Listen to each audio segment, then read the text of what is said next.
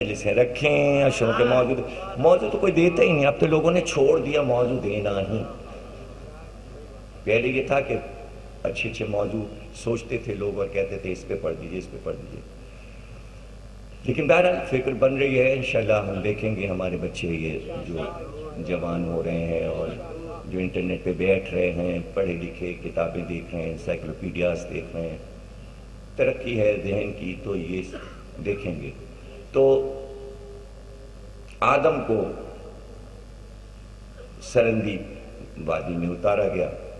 تو اب ذہن میں رکھیے گا کہ میں بتا چکا کہ ایسی قومیں حکومت کر چکی تھیں کہ جن کے اوپر کے حصے جانور کے تھے اور نیچے کے انسانی تھے, اور کچھ وہ قومیں حکومت کر چکی تھیں جن کے اوپر کے حصے انسانی تھے اور نیچے کے جانور کے تھے. تو اسی طرح کے بت مثلاً یونان میں جو بت پائے جاتے ہیں وہ اس طرح کے ہیں کہ اوپر کا حصہ انسانی ہے, نیچے کا گھوڑا ہے, ہاتھی ہے. اور ہندوستان میں جو پائے جاتے ہیں ان کا اوپر کا حصہ جانور کا ہے, نچلا انسانی. جیسے گنیش ہیں تو نیچے سے تو انسان ہے, اوپر سے ہاتھی کی طرح سونڈ لٹکی ہوئی ہے.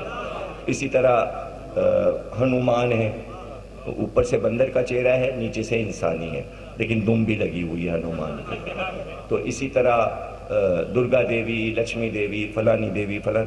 تو یہ سمجھ لیجئے کہ تقریباً 8,945 دیویاں تو صرف ملتان میں پائی جاتی تھیں, اور پورا انسائکلوپیڈیا ہے ملتان کی دیویاں, ان کے نام کیا کیا تھے, کتنے مندر ملتان میں تھے. اور یہ اس طرح سمجھیے کہ جب پہلی بار شیطان کو حکومت ملی تھی, جسے ہم شیطان کہتے ہیں, تو اس نے کئی ہزار برس زمین پہ حکومت کی تھی. تو اس وقت اس کا نام عزازیل تھا. بعد میں حارث پڑا, پھر ابلیس ہوا, شیطان ہوا. تو اس نے حکومت کی تھی اور اس میں انانیت پیدا ہوئی تھی حکومت کے بعد. اور چونکہ اس نے خود کہا تھا کہ ہم جنوں کو جا کے ٹھیک کریں گے, ان کو ماریں گے پیٹیں گے, تو اس کو حکومت اللہ نے زمین کی دے دی تھی. تو اس نے اس وقت بھی بہت کچھ یہاں پر اپنے معاملات پھیلا لیے. اس کے بعد پھر وہ عرش پہ گیا اور یہ ہوا اور وہ ہوا, وہ تو سب میں آپ کو سنا چکا ہوں, بتا چکا ہوں. یہ تاریخ قبل از آدم, ایک تو یہی اتنی بڑی ہماری تاریخ ہے کہ تاریخ آدم تا خاتم, یہی کہاں چھوٹی سی, نہ کہ تاریخ قبل از آدم.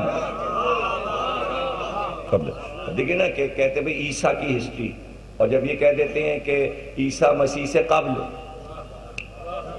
تو ایک سن چلتا ہے قبل مسیح, لکھا جاتا ہے قبل مسیح. 1000 برس قبل مسیح یہ ہوا, 2000 برس قبل مسیح یہ ہوا. تو کتنی آپ سوچئے کہ تاریخ اتنا پھیلاؤ ہے کہ اس میں اگر ہم چلے جائیں تو اس میں سے نکلنا ممکن, لیکن ہم ادھر جانا نہیں چاہتے کہ وہاں جا کے پھنس جائیں. اس لیے کہ ہم شہر علم کے آس پاس ہی رہنا چاہتے ہیں تاکہ شہر علم کا دروازہ چھوٹنے نہ پائے. تو ادھر کون جائے اتنی دور, اور وہ کیوں آپ کو ہم سنا کے آپ کے دماغ پہ لوٹ ڈالیں. تو یہ سمجھیے گا کہ یہ انڈیا میں, ہندوستان جس کا نام ہے, جسے بھارت کہتے ہیں, تو یہ بہت ہی قدیم سلطنت رہ چکی تھی قبل از آدم, اس مخلوق کی کہ جو سونڈیں لٹکائے ہوئے تھے اور نیچے ان کے جس انسانوں جیسے تھے. تو یہ اصل میں مسخ ہوئے تھے, یہ مسخ کیے گئے تھے. اور ان کے مسخ کی کہانیاں ہندوؤں کے یہاں بھی اور ہمارے یہاں بھی, کچھ وجوہات ہیں اور کچھ عتاب ہیں اور کچھ عذاب ہیں. یہ جیسے گنیش کو آپ دیکھتے ہیں, ہاتھی والا جو ہے یہ, اس کے لیے یہ کہ یہ شیو اور پاروتی کا بیٹا تھا.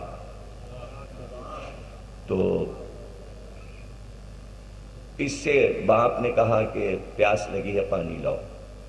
وہ پانی لینے ادھر چلا گیا, گنگا جمنا کہیں ادھر پتہ نہیں کہاں دور. تو پانی لے کے دیر میں آیا. تو جب پانی لے کے آیا تو یہ یہاں ترشول جو 3 بھال کا ہوتا ہے اس کو ہمالیہ پہ مار چکے تھے, اور 3 دریا اس میں سے نکل چکے تھے, گایتری اور ساوتری اور گھاگرا اور کیا میتھولوجی ہے ہندوؤں کی. بہرحال اس میں کہاں جاؤں, وہ ایک الگ ہی مسئلہ ہے, اس میں الجھنا نہیں چاہ رہا, اس لیے کہ میں جلدی اس میں سے نکل, اس لیے کہ وہ سب ازبر ہے مجھے, لیکن اس میں نہیں الجھنا. تو وہ آیا اور اس نے پانی لایا, تو یہ غصے میں تو تھے, انہوں نے اٹھایا, وہ ترشول مارا تو اس کا گلا کٹ گیا. گلا اتنی زور سے کاٹا کہ وہ گلا جو تھا وہ زمین کے باہر خلا میں چکر لگانے لگا. سر اس کا، اسی کو راہو اور کیتو بولتے ہیں، اور وہ کہتے ہیں کہ راہو کیتو جو ایک دوسرے کے پیچھے ہیں، اور وہ جب ایک دوسرے کو ہڑپ کرنے کی کوشش کرتے ہیں تو چاند گرہن ہوتا ہے، سورج گرہن، بڑے عجیب ہی عجیب یہ سب ان کا مذہب ہے، عجیب عجیب عجیب چیزیں ہیں. تو اس میں یہ ہے کہ پھر وہ پاروتی بہت روئیں کہ میرے بیٹے کو یہ تو کہ اس کا سر کہاں گیا، ان کا بھی سر تو وہ تو زمین کا چکر لگا رکھا نا. تو وہ سامنے ایک ہاتھی آ رہا تھا، وہ اس کا ہاتھی تھا بیٹے کا، وہ اس کا سر شیو نے کاٹ کے اور اس میں جوڑ دیا کہ لو یہ تمہارا بیٹا. وہ اسی ہاتھی کو گود میں پاروتی کھلانے لگی اور آخر میں وہ بڑا ہو گیا ہاتھی، اور وہی گنیش ہے. تو اس کے اتنے نام ہیں، گمپت نام ہے، گنیش پوجا، گمپت پوجا، فلانے اتنے نام ہیں گنیش کے. اور اوم جو لکھا جاتا ہے، یہ اوم لکھتے ہیں، یہ بھی انہی کا نام ہے، اوم بھی انہی گنیش جی کہا جاتا ہے. تو بہرحال یہ وید ہے، مہابھارت ہے، رامائن ہے، یہ ان کی یہ کہانیاں کہیں سے تو آئی ہیں، اگر جھوٹی بھی ہیں تو جو تصور ہے. اب اس تصور کے لیے آپ کو سمجھا دوں، اصول کافی کی ایک حدیث سنا دوں میں. کوئی یہ کہے کہ بھئی یہ تو کبھی نہیں سنا کہ ایسی بھی مخلوق زمین پہ تھی کہ جس کا اوپر کا حصہ جانور کا، نیچے کا جسم انسان جیسا، اور یا ایسی مخلوق کہ جس کا اوپری حصہ انسان جیسا، نچلا حصہ جانوروں جیسا. یہ کبھی سنا نہیں مجلس میں، لیکن یہ نہ کہیے گا پڑھا نہیں کبھی. ہاں یہ آپ کا کہنا صحیح ہے کہ سنا نہیں، واقعی نہیں سنا، لیکن یہ نہ کہیے گا پڑھا نہیں، اس لیے کہ پوری عمر گزر جاتی ہے پڑھتے پڑھتے مگر چیزیں ملتی نہیں ہے. وہ ایک سمندر ہے جو ڈھونڈتا جاتا ہے، ملتا جاتا ہے. اسی لیے کہا جاتا ہے پڑھو، صرف سنو نہیں. سننے پر چاہ رہے ہو حوالے مل جائیں، حوالے ملتے ہیں پڑھنے پر.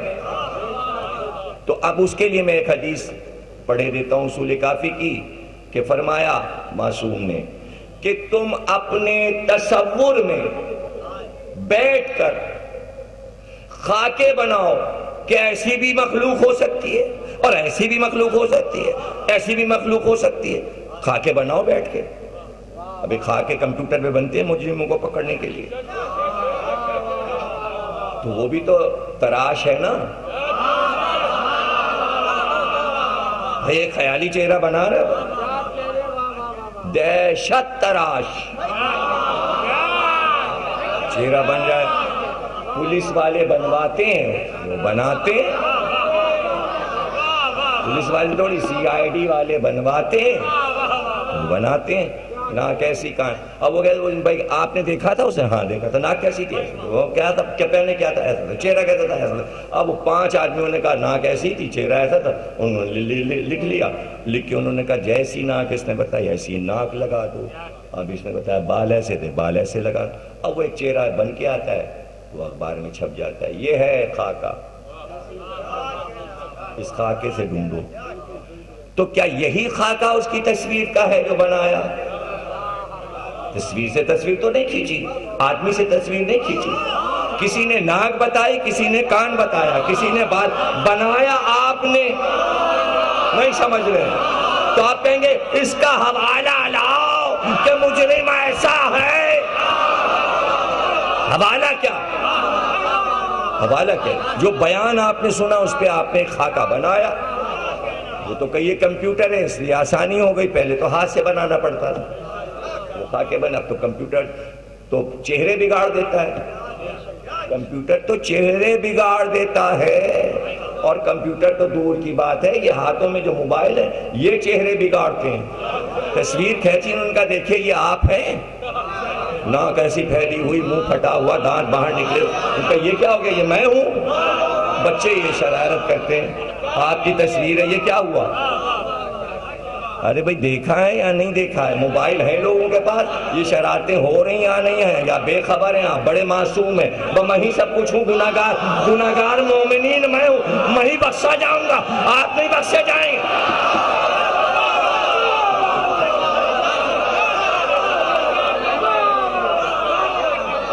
تو ایسی مخلوق موجود تھی اس زمین پر. اور اس کی پوجا ہندوستان والے کر رہے تھے. قابیل ادھر بھاگ گیا.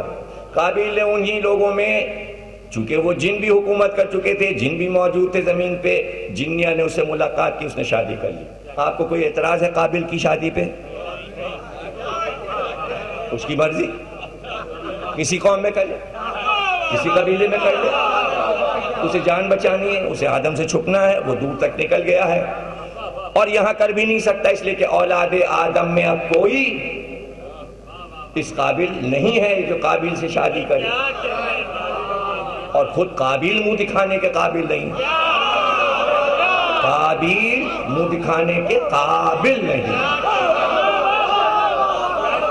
دنیا کا پہلا قاتل، اس کی نسل وہاں بڑھتی رہی. اب وہ چاہے گنیش کی شکل کی ہو، وہ سانپ کی شکل کی ہو، وہ درگا دیوی کی شکل کی ہو، وہ جیسی بھی ہو، جہاں اس نے شادی کی ہوگی ویسی شکلیں ہوں گی. کوئی پریشانی کی بات نہیں ہے. آپ کو کوئی اعتراض ہے؟ سارے بچے ننیہال کو پڑ گئے، آپ کو کوئی اعتراض ہے؟ اور جب ددیال سے رشتہ اس کا کٹ گیا تو اللہ نے رسی کاٹ دی. اللہ نے فیصلہ کر دیا کہ دادا کے شکل پہ بچہ نہیں پیدا ہوگا. تو آدم کی نافرمانی کر چکا. جو پیغمبر کی نافرمانی کرتا ہے، رشتہ داری لگا بھی لے، ایک تو بچہ ہی نہیں ملتا، اور ملے تو چہرہ نہیں ملتا. نہیں ملتا. جس رشتے کو اللہ کاٹ دے وہ رشتہ کٹ گیا، جس رشتے کو اللہ جوڑ دے وہ رشتہ جڑ گیا. رشتے وہی بناتا ہے، آپ نہیں بناتے. حالانکہ جو آپ رشتہ بناتے ہیں، آپ کی زبان پہ ایک بات اللہ نے جاری کرا دی، آپ اسے پھر ہی نہیں سکتے. سارے رشتے اللہ بناتا ہے. بھائی بھائی کا رشتہ اللہ نے بنایا، بہن بھائی کا رشتہ، ماں باپ کا رشتہ، سب رشتے اللہ نے بنائے ہوئے، آپ کے اختیار میں نہیں ہے. ایک رشتہ آپ کے اختیار میں، بیوی. تو آپ دعویٰ کر سکتے تھے یہ رشتہ ہم نے بنایا ہے، تو محاورہ سب نے کہا ارے صاحب رشتے تو آسمانوں پہ بنتے ہیں. چھین لیا، لفظ چھین لیا اللہ نے زبان سے. ہے مشہور کہ نہیں مشہور؟ آسمانوں پہ بنتے ہیں. یعنی کہاں سے یہ محاورہ کہنے لگے؟ آسمانوں پہ یہ رشتے بنتے. تو جناب علی سب آپ کے ذہن میں آ گیا. آدم اتارے گئے، 4 فرشتوں نے تخت پہ بٹھایا، کاندھے پہ تخت رکھا اور کہا پہلے ان کو پوری جنت کی سعادت کروا دو، الوداع کرا دو. آدم نے کہا سارے فرشتوں سے میری ملاقات. سارے فرشتوں کو بلایا گیا کہ بھائی الوداعی سلام، کوشش کریں گے پھر کبھی ملیں. خوب روئے آدم، فرشتے بھی روئے رخصت کرتے ہوئے. پتہ چلا آدم کی الوداع گریا سے ہوئی. سارے آسمانوں میں فراق آدم میں بڑا گریا ہوا اور خود آدم بھی روتے ہی ہوئے آئے. اسی وجہ سے جب بھی بچہ پیدا ہوتا ہے روتا ہی ہوا، ہنستا ہوا نہیں آتا. پتہ چلا ترہ امتیاز گریا ہے، اصل چیز گریا ہے، اصل چیز غم ہے. خوشی اصل چیز نہیں ہے. جو مناتے ہیں وہ مستقبل سے بے خبر ہیں. خوشی کا انجام لکھا ہے، غم کا انجام صرف جنت ہے.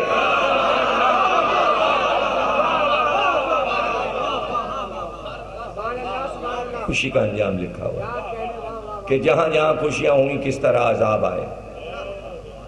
اگر وہ خوشی اللہ کی مرضی سے نہیں ہو رہی تو عذاب. تو پتہ چلا غم اور خوشی سب اللہ کی مرضی سے ہونا چاہیے. تو پتہ چلا غم بھی اسی کا ہے، خوشی بھی اسی کا. غم بھی اسی کا، خوشی لا کے فرشتوں نے اتار دیا. فرشتے چلے گئے، آدم اکیلے. ایسے میں شیطان نے تمام مخلوقات کو پہلے ہی جمع کر لیا تھا جو آدم سے پہلے کی تھیں. وہ جانور ہوں، جانور نما انسان ہوں، اور ان سے کہا آؤ میرے ساتھ چلو. آسمان سے ایک مخلوق ٹپکی ہے تم جب اس کا گوشت کھاؤ گے تو بہت لذیذ ہوگا، ایسی غذا تم نے کبھی نہیں کھائی ہوگی۔ اب وہ کیسے درندے لوگ تھے کہ شیطان آگے آگے دوڑتا چلا اور پیچھے پیچھے وہ مخلوق دوڑتی چلی سرندیب کی طرف آدم کو کھانے کے لیے۔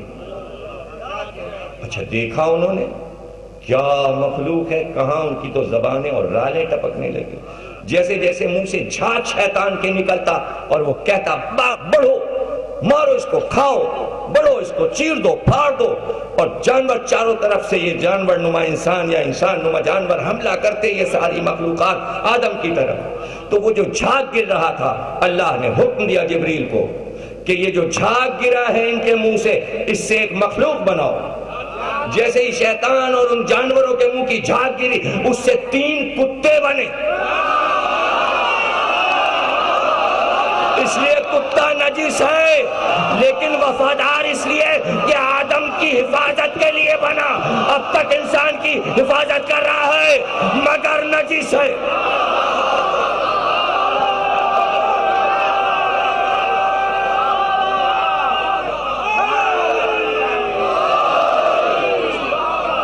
کتے بنے، تینوں کتوں نے آدم کے آگے کھڑے ہو کے دفاع شروع کیا۔ آج تک کتے جو ہیں جنگل میں، ہر درندہ کتوں سے ڈرتا ہے۔ یہ کیسی عجیب بات ہے، دیکھیں کتا جہاں ہوتا ہے وہاں درندے بھاگتے ہیں۔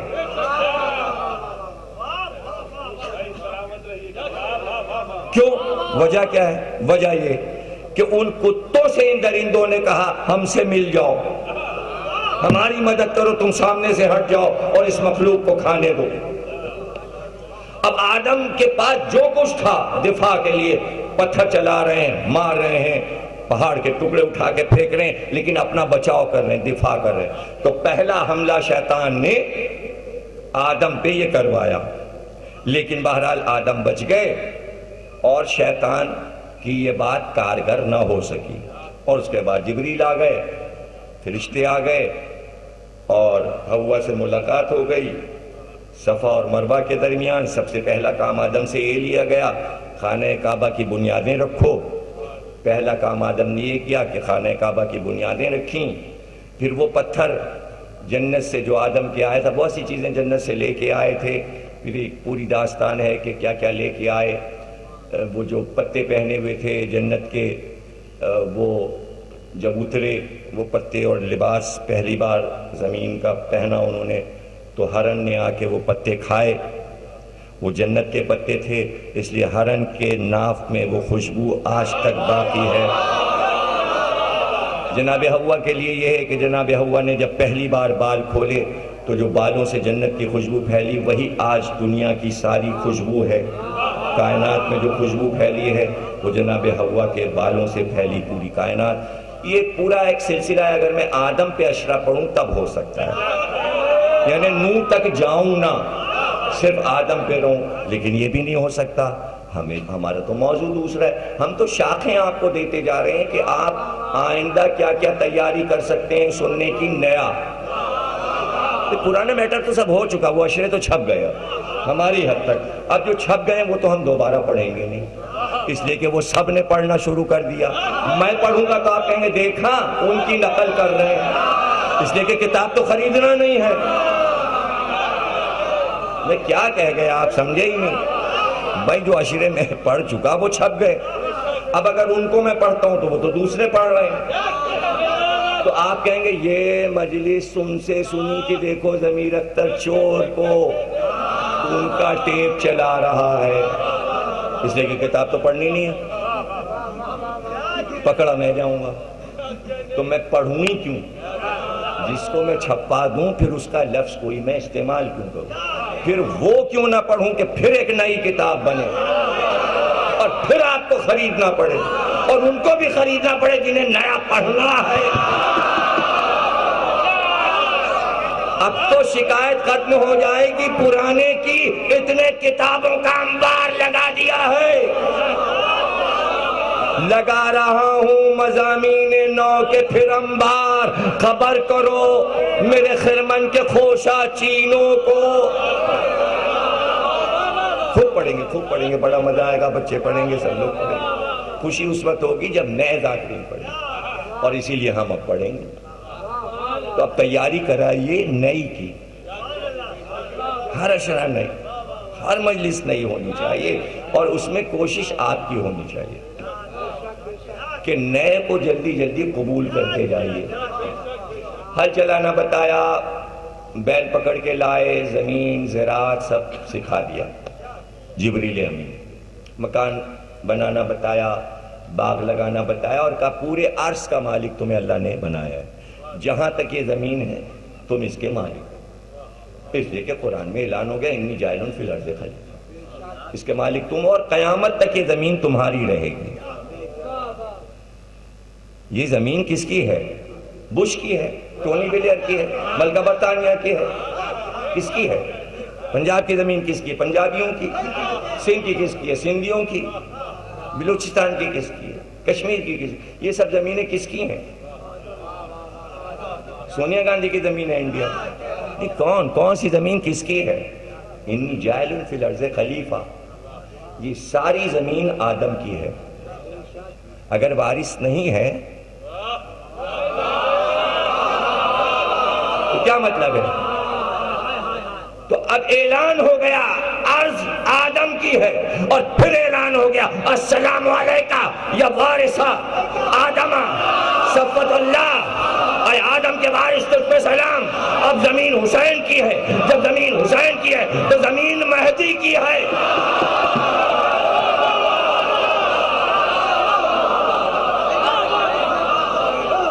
ابھی آپ نے سنا ہے نا خالد ملک سے 1 کروڑ 20 لاکھ، 1 کروڑ 20 لاکھ ظاہر، 40 لاکھ کا اندازہ تھا امریکہ اور بی بی سی کا، اسے یہ اندازہ نہیں تھا کہ جب سرحدیں کھول دی جائیں گی تو اس وقت عالم یہ ہے کہ کربلا تو بھر چکا، عراق پورا بھر چکا، بغداد بھر چکا، ابھی بھی قافلے اس وقت کراچی سے جا رہے ہیں، جہاز اڑ رہے ہیں، ابھی وہ دبئی جائیں گے، دبئی سے سارے جہاز بغداد پہنچیں گے، ابھی پاکستان ہندوستان کے زائرین کل پہنچیں گے، اور جس وقت وہ بغداد پہنچیں گے تو بغداد کے ایئرپورٹ سے کربلا تک 3 گھنٹے کا راستہ نہیں ملے گا آگے بڑھنے کا۔ ایک ایک گلی، ایک ایک گلی، ایک ایک مکان، ایک ایک ہوٹل، ایک ایک شارع، ایران کی سرحد بند ہے، اس لیے کہ راستہ نہیں مل رہا ہے۔ سرحد سے آگے مجمع بڑھے تو نیا قافلہ ایران سے داخل ہو، کھول کے تو دیکھو زیارت اے امریکہ والو، پھر پتہ چلے گا حسین کے چاہنے والے کائنات میں کتنے ہیں۔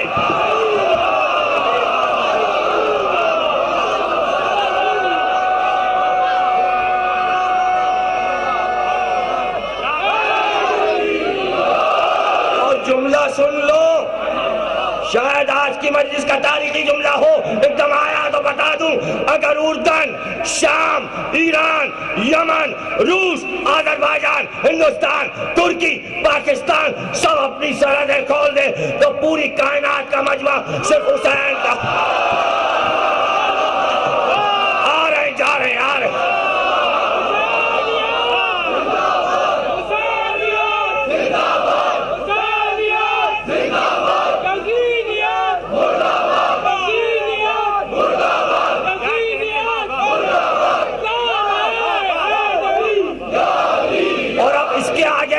سن لو، اگر کوئی یہ کہے کہ نہیں کعبے میں حاجیوں کا مجمع زیادہ ہوتا ہے تو سن لو، سرحد کھول کے دکھاؤ، وہاں صرف مسلمان جا سکتا ہے۔ حسین کی سرحدیں کھولو، ہندو ہندوستان، سکھ جائے گا، انگریز، سب سے بڑا مجمع حسین کا ہے۔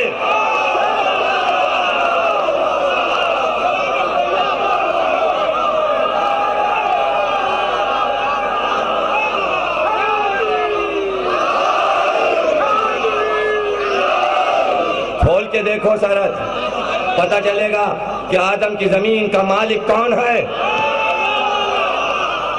حسین ہے زمین کا مالک۔ ابھی سمجھ میں نہیں آئے گا لوگوں کے، جن کے دماغوں میں خناس ہے. چاروں خل پڑھ لو. خناس ہے، وسواس، پناہ میں رکھ پروردگار. کیا کہتے ہیں چاروں خل میں؟ خناسوں سے پناہ میں رکھ.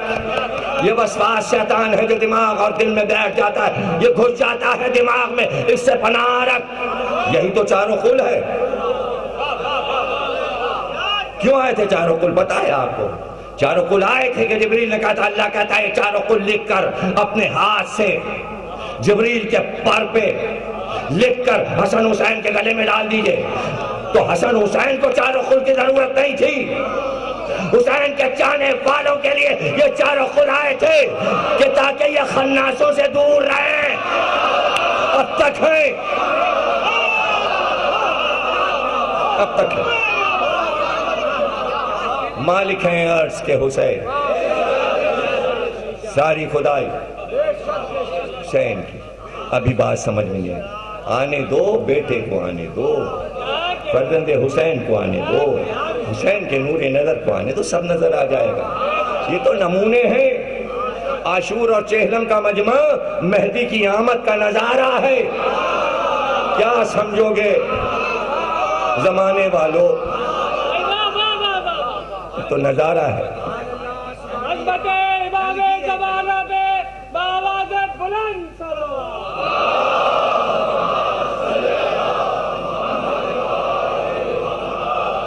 آدم حابیل قتل کر دیے گئے، قابیل بھاگ گیا، بہت روئے. اللہ نے کہا پنجتن کا واسطہ اور لو تمہارے غموں کا دور ختم ہوا. بیٹا دیا شیش. آدم جو زبان بولتے تھے اس زبان کا نام تھا سریانی. ابراہیم تک آتے آتے نئی زبان ایجاد ہوئی، عبرانی. اسماعیل اور ہاجرہ سے شروع ہوئی عربی. پہلی زبان سریانی، جس میں آدم نے حابیل کا مرثیہ کہا، وہ سریانی زبان. وہ زبان آدم جو بولتے تھے اس کے لفظ ہیں یہ شیش. شیش کے معنی عربی میں ترجمہ ہوگا ہبت اللہ، اللہ کا ہبہ کیا ہوا، یعنی اللہ کی طرف سے ایک تحفہ ملا.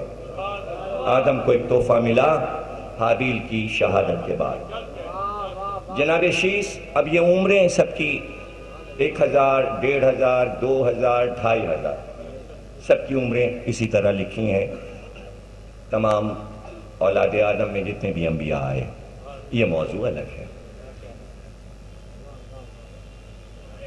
یہ تو سارے موضوع الگ ہیں. یہ آمد کا موضوع الگ ہے جس سے میں بار بار بچ رہا ہوں. تو عطیہ خدا بندی جناب شیش. جناب شیش جب دنیا سے جانے لگے تو ان کو اللہ نے ایک بیٹا دیا، انوش. انوش کے معنی ہے صادق. سریانی زبان کا لفظ ہے انوش. عربی میں اس کا ترجمہ ہوگا صادق، اردو میں سچا. انوش کو اللہ نے ایک بیٹا دیا قینان. قینان کے معنی ہے غالب، جو سب پہ غالب رہے.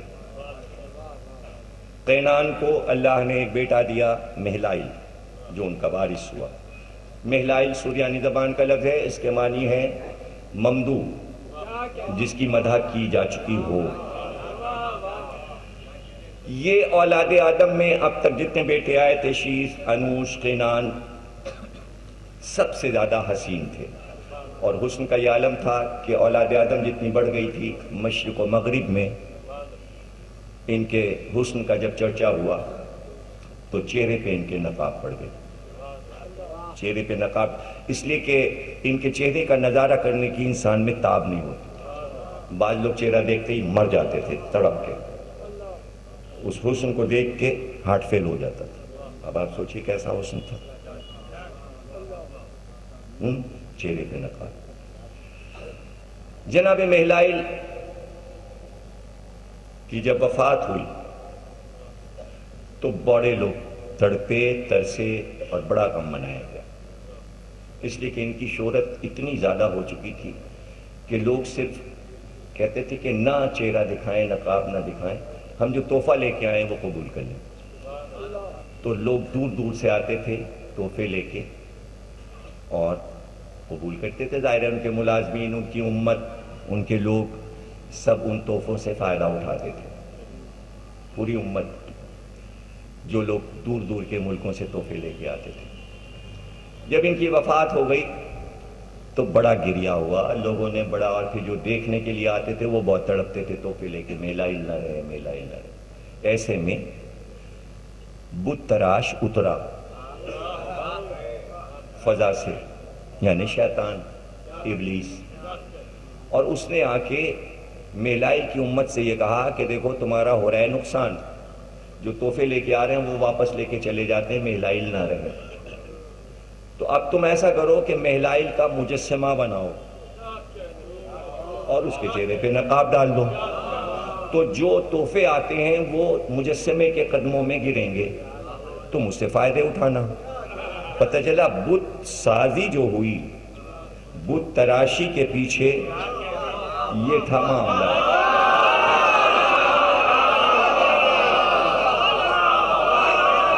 تو بت سمبل ہوا دولت کا. اب جہاں دولت ہوگی، میلائل کا مجسمہ نہ رہے، لیکن جہاں دولت ہوگی وہی ہے اصل بت.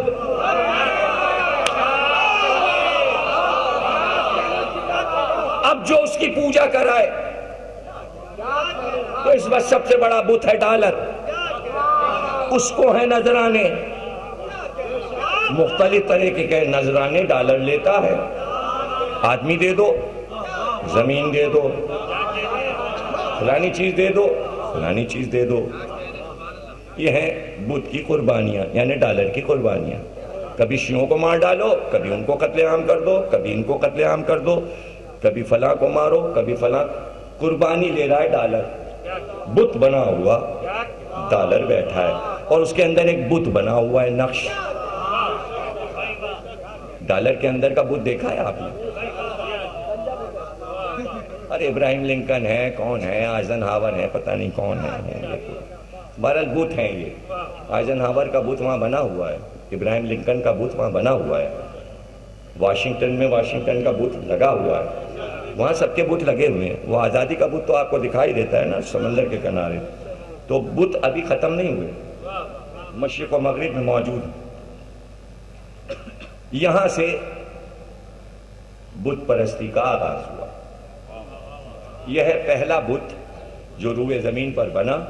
فکر دینے والا شیطان، بنانے والی میلائل کی امت، خاندان نہیں.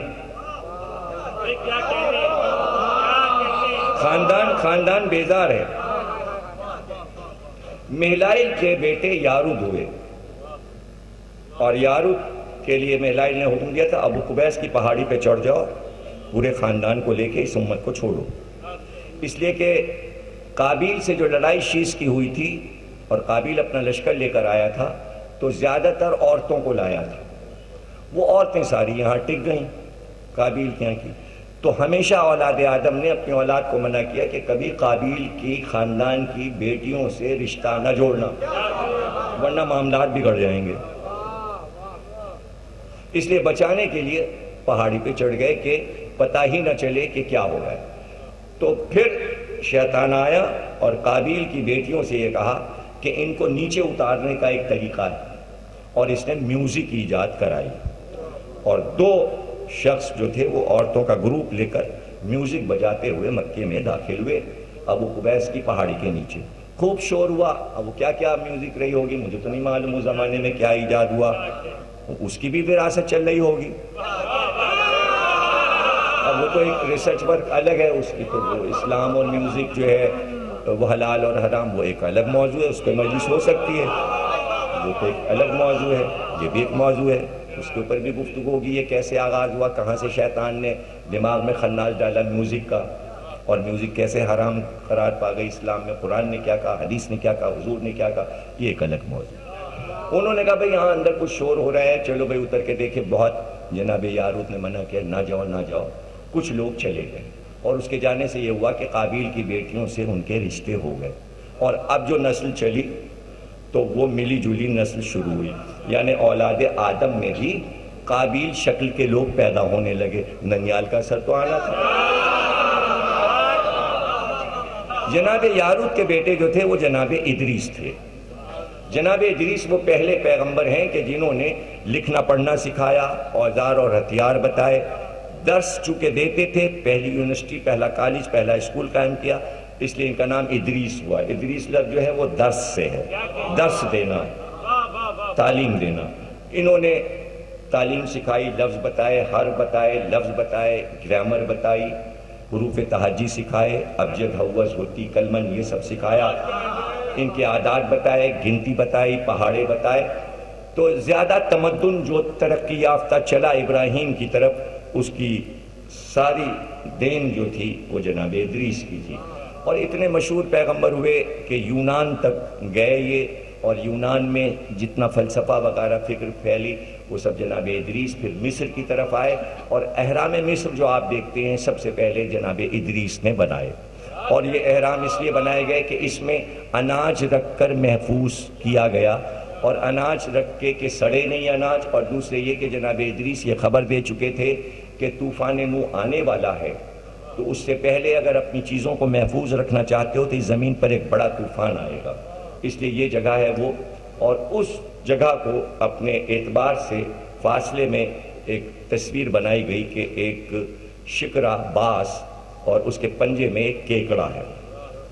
تو یہ ایک سیارہ ہے، ستارہ ہے نصر، جسے گدھ کہتے ہیں، اور ایک کیکڑا ہے اسے سرطان کہتے ہیں. مولا علی سے پوچھا گیا کہ احرام کو بنے کتنے سال ہوئے؟ تو آپ نے کہا کہ کیا اس پہ کوئی تصویر ہے؟ تو اس نے کہا ہاں، ایک کیکڑا ہے، سرطان ہے اور ایک گدھ ہے. تو آپ نے کہا ٹھیک ہے، وہ نصر ہے. نصر جو ہے اپنا ایک چکر 2000 برس میں پورا کرتا ہے. اور جس وقت نصر سرطان میں تھا، برج سرطان میں تھا، اس وقت یہ تعمیر ہوا. اس حساب سے تم خود حساب لگا لو کہ 2000 میں ایک سفر کرتا ہے تو 12000 سال ہو چکے احرام مصر کو بنے گا. یہ مولا علی نے ایک مسئلہ حل کیا. جناب ادریس کو آسمان پہ اٹھا لیا گیا اور وہ زندہ گئے، اور وہاں جا کے انہوں نے جب اپنا مکان دیکھا تو وہاں انہوں نے کہا ہم یہاں سے واپس نہیں جائیں. اب جنت میں بھی جا کے کوئی نکالا جاتا ہے، جب ہم آ گئے تو آ گئے، اور اب ہم اپنے گھر میں آ گئے تو اللہ نے کہا اچھا ان کو یہیں رہنے دو. چونکہ یہ خیاط الانبیاء کہلاتے ہیں، سب سے پہلے انہوں نے درزی کا کام سیکھا، سکھایا، کپڑے سینا سکھایا، اس لیے خیاط عربی میں درزی کو کہتے ہیں. تو یہ جنت میں جنتیوں کے کپڑے سینے لگے. کتنے خوش قسمت ہیں آپ کہ آپ کو جنت میں جانا ہے، کپڑے آپ کو وہاں ملیں گے. وہ کوئی جیل کے کپڑے تھوڑی ہیں، جنت کے کپڑے ہیں، اور وہ ایک نبی کے ہاتھ کے سیے ہوئے کپڑے. تو اب جو جنت میں جائے گا وہ نبی کے ہاتھ کے سلے کپڑے پہنے گا. کیا کیا دیکھیے تحفے ملیں گے وہاں. اچھا صاحب، یہ سب ہم آپ کو اپنا ریسرچ ورک نوٹس کا بتا رہے ہیں تاکہ آج کی تقریر کسی حد تک آپ کے دماغ پہ لوڈ نہ ہو. اور یہ ریسرچ ورک اگر روز آتا رہا تو بہت بھاری بھاری تقریریں ہو جائیں گی. تو اس کے اشارے روز آئیں گے آنے والی 5 تقریروں میں. اس لیے میں نے کہا یہ آپ کو یہ چیز میں سمجھا دوں.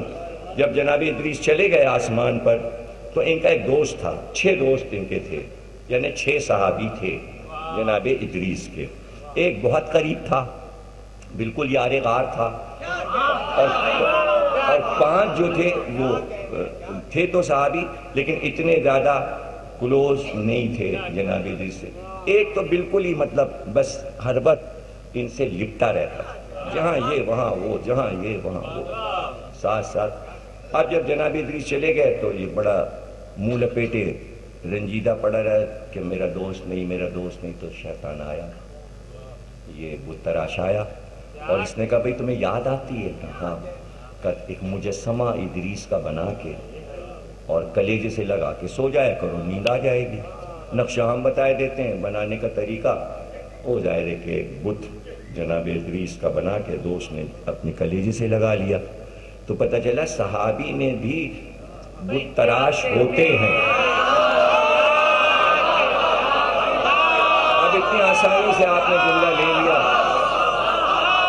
اور یہی اگر زوردار تقریر چل رہی ہوتی تو کچھ اور داد ہوتی. اچھا دیکھیے بھائی، داد لینے کے ہوتے طریقے. اب وہ کیا میں کروں کہ یہ ذل رضا کو بتانا پڑ رہا ہے مجھے. بھائی جو مصرع آپ تضمین کر رہے ہو پہلے سے مصرع نہیں بتانا، داد کم ہو جائے گی.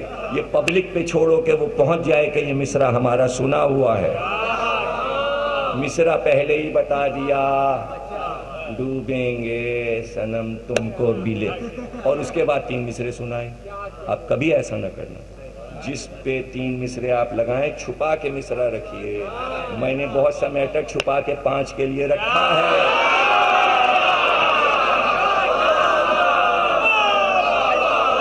اگر سب آج کھول دیا تو 5 تقریروں میں مزہ نہیں آئے گا. حالانکہ وہ ہیں مصرے ہی مصرے ہیں، بس کوئی زیادہ میٹر نہیں ہے. 2-4 جملے ہیں جو میں نے چھپا کے رکھے ہوئے ہیں، اس میں سے 3 یا 4 آؤٹ کر دیے. دعائے صنمیہ قریش آؤٹ کر دیا، سنگ تراش آؤٹ کر دیا، پہلا سنگ تراش آ گیا.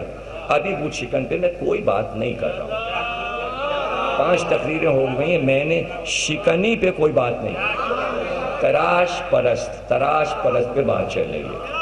اب وہ کس دن ہوگی بات، وہ بات کی بات ہے. ابھی تو بن رہے ہیں.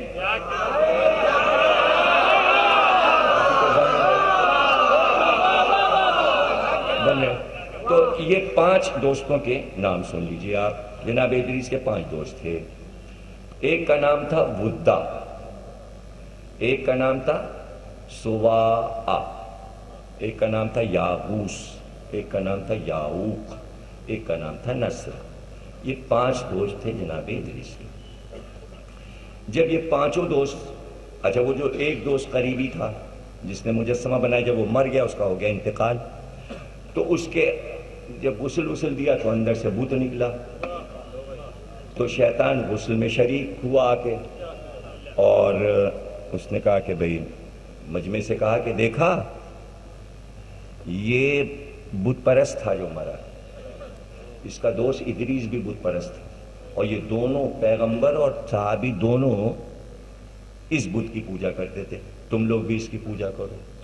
تو اب وہ مہلائی کے دور کی بت پرستی اور مضبوط ہوئی، اس لیے کہ دلائل ملے. اب جب یہ 5 صحابی مرے تو ان 5 کے بت بنائے گئے. تو یہ 5 مشہور دنیا میں بت ہوئے جو پوری دنیا میں پھیلے، جو ان صحابیوں کے نام پر یہ 5 بت ہیں. پہلا بت ہے ودا، سوا، یاغوس، یاؤق اور نصر. اب اس کو سورہ نو کلام پاک کا 71واں سورہ ہے اور اس کی 23ویں آیت ہے. سورہ نو جو ہے اس میں حضرت نو پوری دعا مانگ رہے ہیں، وہی پورا سورہ ہے کہ جو دعا مانگی پروردگار ہم نے بہت کوشش کی، انہیں سمجھایا، یہ کیا یہ کیا یہ کیا. اب دیکھ کے ہم نے ان سے کہا کہ بت پرستی چھوڑ دو، تو انہوں نے سب نے ایکا کر لیا میرے مقابلے پہ، اور ان سب نے یہ کہا کہ خبردار کبھی بھی ودا کو، سوا کو، یاغوس کو، یاؤق کو اور نصر کو مت چھوڑنا. یہ 5 بتوں کے نام سورہ نو کی آیت 23 وَقَالُوا لَا تَذَرُنَّ آلِهَتَكُمْ وَلَا تَذَرُنَّ وُدًّا وَلَا سَوَاعًا وَلَا يَغُوثَ وَيَعُوقَ وَنَسْرًا. یہ آیت میں 5 بتوں کے نام ہیں.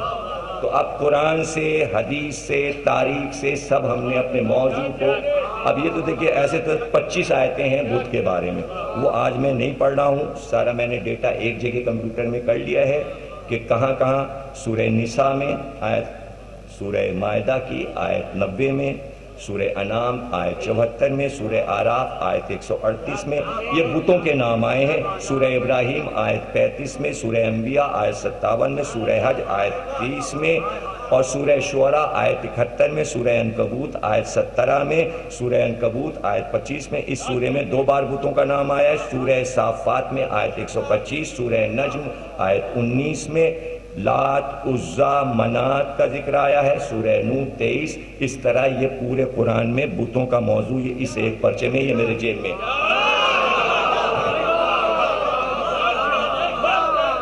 یہ میرا موضوع جہاں جہاں قرآن میں ہے. اب وہ آپ کہیں گے تو میں پھر قرآن پہ ہی شروع ہو جاؤں گا، لیکن پھر یہ ریسرچ ورک رک جائے گا. پھر ریسرچ ورک بیان کر دیا، اب کچھ آمد ہو جائے اور تقریر کے آخر میں ذرا گھڑی سے بتانا کیا ٹائم ہو گیا؟ یہ تو آؤٹ ہو گیا معاملہ. نہیں بھائی، ایرانیان میں شب داری پڑھنی ہے، اور سب لوگ یہاں سے جو ہمارے دوست ہیں سب ایرانیان چلیں. خوجوں نے پہلی بار شب داری کی ہے اور ایرانیان حال میں ہو رہی ہے اور میں پڑھ رہا ہوں، تو چلیے. پھر وہاں سے بھی جعفر طیار میں پھر دوسری شب داری ہے، انجمن ذوالفقار شمشیر حیدریہ، کچھ ایسی انجمن. تو رات کے 1:30-2 بج جائیں گے. تو اب یہاں کا وقت تو ہو گیا پورا، یہ ریسرچ ورک میں ہی سارا وقت نکل گیا. تو اب جناب عالی ایک بات یہ طے ہو گئی کہ بت پرستی برا نہیں مانیں گے آپ. ریسرچ ورک پیش کر کے قرآن آیت پڑھ کر پھر اس کے بعد یہ جملہ کہہ رہا ہوں جو کہ حاصل تقریر ہے کہ بت پرستی انبیاء کی اولاد کے ذریعے نہیں پھیلی بلکہ صحابہ کے ذریعے.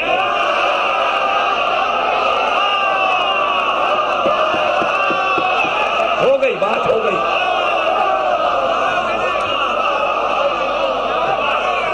اولاد بت پرستی سے بیزار رہی، دوستوں نے پھیلایا.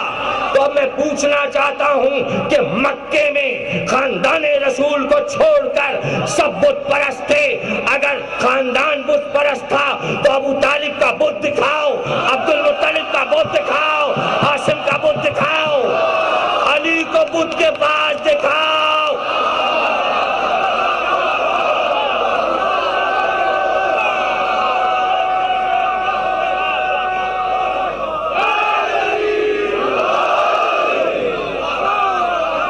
خدا کی قسم اگر ایک بار بھی تاریخیں بکھری پڑی اور چیلنج کر رہا ہوں کہ ایک بار بھی ہاشم کی زبان پر، عبد المطلب کی زبان پر ایک چھوٹا سا جملہ تاریخ میں دکھا دو کسی بت کا نام لیا ہو تو میں اپنا مذہب بدل دوں گا. اگر ابو طالب نے کسی بت کا نام لیا ہو تو مذہب بدل دوں گا. تو جب مردوں نے نہیں لیا تو فاطمہ بنت اسد، عبداللہ، آمنہ کہو کہ مسلمان تھے. کلمہ مت پوچھو، کلمے کی بات نہ کرو. اور آج ایک تاریخی جملہ ابھی آیا، شاید یہیں سے میں تقریر کو روکوں اور یہ جملہ سن لو. کلمہ وہ پڑھتا ہے جو بت پرستی کرتا ہے.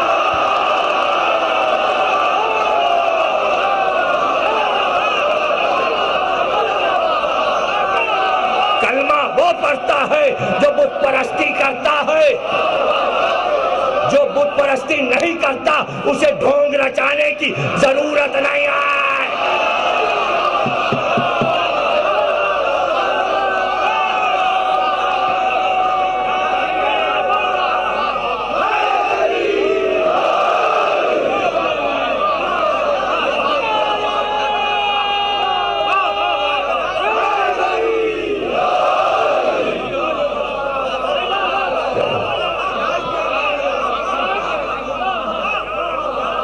کلمہ کلمہ کلمہ.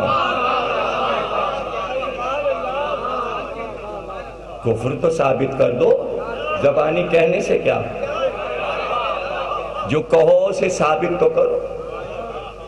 اجداد پیغمبر کا کفر ثابت کرنا لوہے کے چنے ہیں، چبانا آسان نہیں. پروپیگنڈا اور ہے، صرف اس لیے کہ وہ بت پرست جو ہیں ان کے برابر کر دو ان کو. کن کو؟ جن کے لیے شیطان کہہ چکا تھا سب کو بہکاؤں گا، تیرے مخلص بندوں کو نہیں بہکا سکتا. پھر ایک جملہ آیا، اگر قرآن میں یہ آیت ہے اور شیطان نے کہا ہے کہ تیرے مخلص بندوں کو نہیں بہکاؤں گا، اور اللہ نے کہا بے شک تو دسترس نہیں رکھتا ہمارے مخلص بندے پر. اگر بنی ہاشم کو بھی تم کافر کہتے ہو تو مخلص بندے کہاں ڈھونڈو گے؟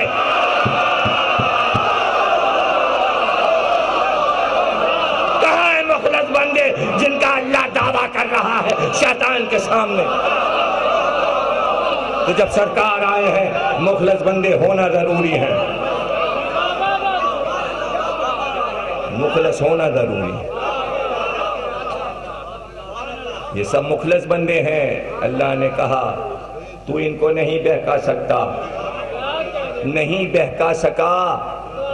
نہیں بہکا سکا، نہیں آ سکا ان کے در تک، بنی ہاشم تک نہیں پہنچ سکا۔ ڈرتا تھا وہاں آتے ہوئے، کانپتا تھا وہاں آتے ہوئے، لرزتا تھا وہاں آتے ہوئے، اس لیے کہ بارگاہ عظیم تھی۔ اور پھر جملہ کہہ دوں، جب اللہ یہ ضمانت دے کہ ہم نے محمد تم کو پاک صلبوں میں اور پاک رحموں میں رکھا، تو جب صلبوں اور رحموں کو پاک کر سکتا ہے تو گھر کو کیوں نہیں پاک کر سکتا؟ پاک گھر میں۔ اور پھر جملہ دے دوں کہ نور کے دو ٹکڑے ہوئے، یہ جملہ لے لو، بہت بڑا جملہ کہنے جا رہا ہوں۔ نور کے دو ٹکڑے ہوئے، اللہ نے نہیں چاہا کہ نور کے دونوں ٹکڑے نجس جگہ اتریں، اس لیے علی کا نور اپنے گھر میں اتارا، تو کیا محمد کا نور نجس جگہ اتارا؟ دونوں جگہ برابر ہے، ابو طالب کا گھر اور کعبہ۔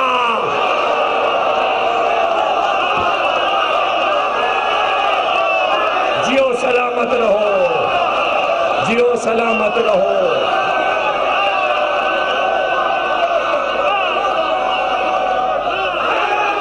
اور پھر ایک جملہ آیا، تمہاری داد پہ جملہ آیا، تمہاری دعا بن کے جملہ آیا۔ محمد ابو طالب کے گھر میں پیدا ہوئے تھے، شاید کوئی نہ سمجھے کہ محمد بڑی جگہ پیدا ہوئے ہیں، ہر بچہ اپنے گھر میں ہوتا ہے۔ اللہ بتانا چاہتا تھا کہ نور کا دوسرا ٹکڑا جب ہمارے گھر میں آ سکتا ہے تو پہلا ٹکڑا جہاں آیا وہ جگہ کعبے سے افضل ہے۔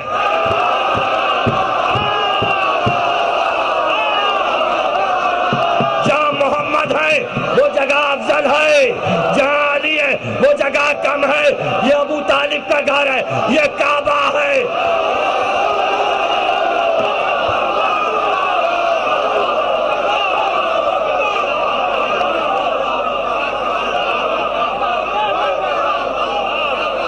ہاں، مکے میں حسین آئے، عمرہ کیا اس جگہ جو علی کا گھر تھا، ٹھہرے وہاں جو محمد ابو طالب کا گھر تھا، بتانے آئے تھے، یاد دلانے، اس گھر سے اس گھر تک حسین کا سفر ہے۔ اور اگر چھوڑ کے چلا جاؤں، ہجرت میں اگر لوگ مکان اور شہر چھوڑ دیں تو کیا شہر چھن جاتے ہیں؟ اگر حسین نے کربلا کی طرف ہجرت کی ہے تو کیا مکہ حسین کا نہ رہا؟ کعبہ حسین کا نہ رہا؟ اس گھر میں اگر کتب خانہ بن گیا ہے جو حسین کے دادا کا گھر ہے تو کیا وہ گھر نہ رہا؟ گھر وہاں نہیں رہتا جہاں وارث نہ ہو، قبضہ ہو جاتا ہے، وارث آ کے گھر خالی کرا لیتا ہے۔ پھر ایک جملہ آیا، کیا کروں؟ جب گھر پہ قبضہ ہوتا ہے تو وارث خالی کراتا ہے۔ اللہ کے گھر پہ بتوں کا قبضہ ہوا تھا، علی نے خالی کرایا۔ اب علی کے گھر پہ قبضہ ہوا ہے، وہ خالی کرائے گا۔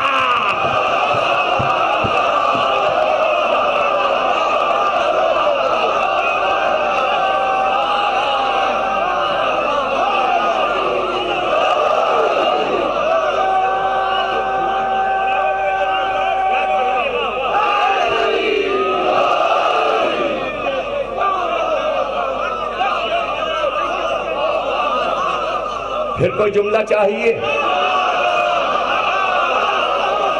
لو ایک جملہ لے لو، ایک جملہ اور لے لو، ابھی یہ جملہ آیا ہے۔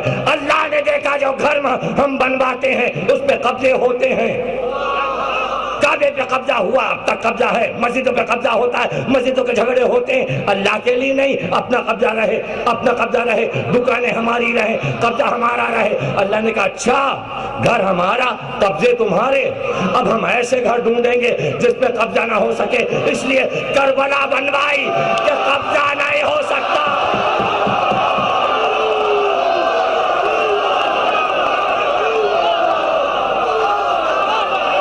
حسین موجود ہے، اللہ کا گھر ہے۔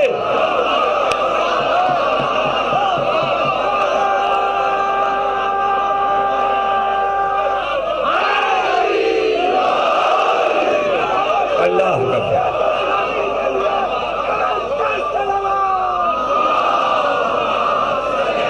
حسین موجود ہے، روزے پہ قبضہ نہیں ہو سکتا، بارش تو موجود ہے، توڑ دو، سامرے کو توڑ دو، گنبد گرا دو، قبضہ نہیں کر سکتا، کوئی آ کے رہ نہیں سکتا، گھر رہے گا کھنڈر صحیح، گھر رہے گا، کوئی رہ نہیں سکتا۔ وہی دو مینار وہی گنبد۔ عجیب بات ہے، لڑائی کے زمانے میں جب امریکہ آیا تو اخباروں نے لکھا مسجد حسین، مسجد علی، سب مسجد کہہ رہے ہیں اسے، مشہور ہے مغرب میں یہ مسجد ہے، ہاں مسجد ہے، نماز ہوتی ہے، 5 وقت کی نماز ہوتی ہے، روضہ حسین پہ نماز ہوتی ہے۔ جس کا سجدے میں سر کٹا ہے وہاں نماز نہیں ہوگی تو کہاں نماز ہوگی؟ ماتم بھی ہوتا ہے، نماز بھی ہوتی ہے۔ پانی بہے ہل چلے، عمارت گر جائے پھر اٹھتی ہے، وعدہ ہے۔ حضرت زینب نے سید سجاد سے کہا بیٹا ابھی دفن نہیں کیا ہے نا انہوں نے، لاشا تیرے باپ کا پڑا ہے، میں نے اپنے بابا سے سنا ہے، مجھے بابا نے بتایا ہے قبر بنے گی، قبر بنے گی۔ اور عجیب جملہ حضرت زینب نے کہا سید سجاد قیامت تک زائروں کا آنا نہیں رکے گا۔ اے بی بی یہ 11 محرم کی صبح آپ نے کہا 1 کروڑ تو اس وقت ہے 1400 برس کے بعد۔ کیا یقین تھا بی بی زینب کو، سارا منظر دیکھ رہی تھی کہ پروانوں کی طرح قبر حسین پر طواف کرے۔ اللہ سب کو زیارت کرائے جس وقت طواف شروع ہوتا ہے قبر حسین کا، جس وقت طواف شروع ہوتا ہے عباس کی قبر کا، عجیب منظر ہوتا ہے، میں کیا بتاؤں۔ دروازے بنے ہیں، عباس کے روضے میں جاؤ، باب ام البنین، باب سقائے سکینہ، باب علی نقی، باب موسی کا، جو امام جدھر سے آیا اس کے نام کا دروازہ ہو گیا، اس کے نام کا دروازہ ہو گیا۔ لو تقریر ختم ہوئی، آخری 2 جملے اور تمہارے لیے تھے دعا اور ماتم۔ بی بی نے کہا سب سن چکی میں۔ ام البنین نے کہا کیسے لڑے میرے بیٹے؟ اے بیٹا سید سجاد ایک بار مجھے کربلا کی زیارت کرا، ایک بار مجھے کربلا کی زیارت کرا دو۔ جب زیارت کو سید سجاد چلے تو حضرت ام البنین کو لے کر چلے، زیارت کی، قبر حسین کی زیارت کی، خوب روئیں لپٹ کے قبر حسین سے۔ پھر کہا بیٹا آپ اپنے چچا کی قبر بھی دکھا دو۔ کہتے ہیں سید سجاد دادی کو لے کر عباس علمدار کی قبر پہ چلے۔ بس آخری جملہ ہے، جب حضرت عباس کا اشرف پڑھا تھا تو اس میں یہ مسائل پڑھے تھے، میری کتاب ام البنین میں یہ جملے لکھے ہوئے ہیں، آج پھر ادا کر رہا ہوں کئی برس کے بعد۔ جہاں دروازے ام البنین بنا ہوا ہے یہ وہی جگہ ہے باب ام البنین جہاں سے زینے اندر جاتے ہیں اور اندر جا کے قبر کی اور پانی کی زیارت ہوتی ہے، جو قبر عباس کے گرد پانی چکر لگا رہا ہے تہ خانے میں نیچے جا کر، وہی جگہ ہے باب ام البنین بنا ہوا ہے۔ وہ دروازہ اس لیے بنایا گیا کہ جیسے ہی جناب ام البنین روزے میں داخل ہوئی اور دور سے بیٹے کی قبر پہ نظر پڑی تو وہیں ایک بار ام البنین بے ہوش ہو کے گر گئی، بے ہوش ہو کے گر گئی۔ جب ہوش آیا تو گھٹنوں کے بل چلتی ہوئی قبر عباس پہ پہنچی اور بیٹے کی قبر سے لپٹ کر کہا عباس اگر تیرے ہاتھ نہ کاٹے جاتے تو سکینہ کے گلے میں رسی نہ باندھی جا۔ اے عباس ماں تیری آئی ہے بیٹا، عباس ام البنین۔ بار الہ اس عبادت کو قبول فرما، ان آوازوں کو جو بلند ہیں رحمت بنا، ان کی تمام مرادوں کو مکمل فرما۔ کوئی غمت نہ سوا غم حسین کے، جو اولاد نرینہ نہیں رکھتے انہیں اولاد نرینہ عطا فرما، رزق میں ان کے ذاتی فرما، ان کی حفاظت فرما، عراق میں تمام روزوں کی اور زائرین کی حفاظت فرما۔ شب چیلوں کے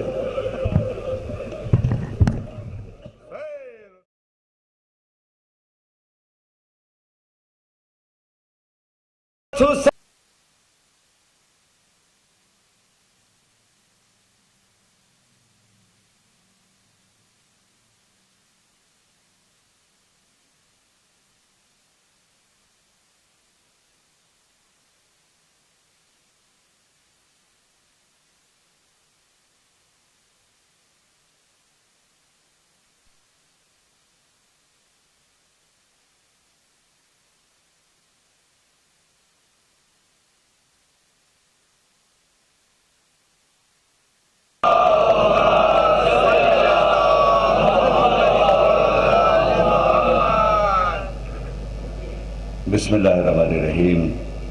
تمام تعریفیں اللہ کے لیے. درود اور سلام محمد علی محمد.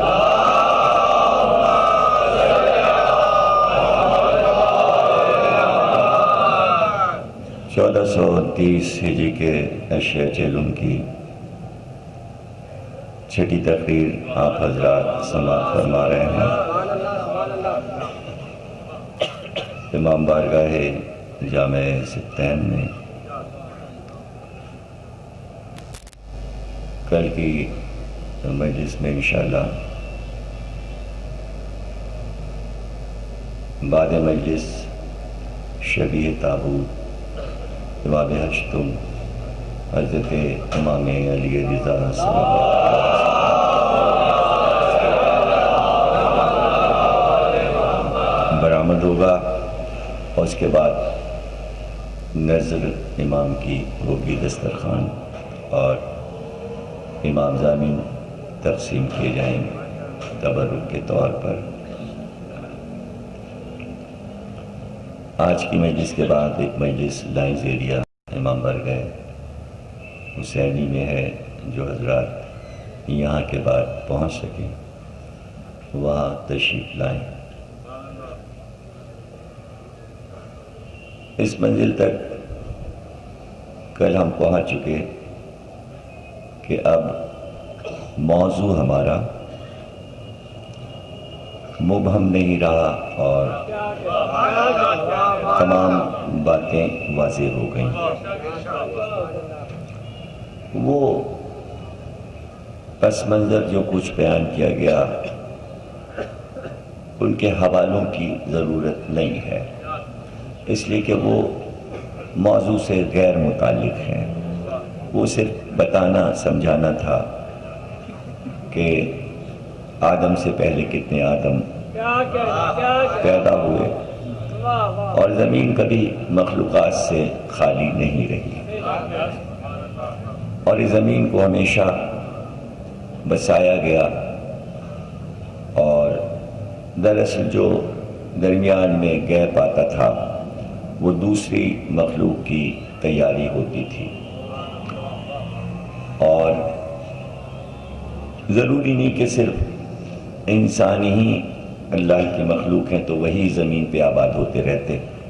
سب کو ہی موقع دیا گیا، جنوں کو بھی موقع دیا گیا، جانوروں کو بھی موقع دیا گیا اور ایسی بھی مخلوقات کو موقع دیا گیا کہ جیسے کل میں نے اصول کافی کی حدیث پڑھی تھی کہ امام نے فرمایا کہ تم تصور میں کوئی بھی خاکہ بناؤ، جو بھی تصویر بنتی ہو تو یہ سمجھ لو کہ وہ مخلوق اللہ نے پیدا کی ہوئی ہے. کیونکہ عقل اس کی بنائی ہوئی ہے، دماغ اس کا بنایا ہوا ہے. تو آپ کچھ بھی سوچئے اور بہت سے لوگوں نے سوچا ہے اور اصل میں ایک عجیب سا مسئلہ ہوتا ہے کہ ہمارے جو سامعین ہوتے ہیں، مجلس کے جو سامعین ہوتے ہیں، تو ضروری نہیں کہ وہ تمام کے تمام. علم ایک ایسی چیز ہے کہ موسیٰ کو خضر کے پاس جانا پڑتا ہے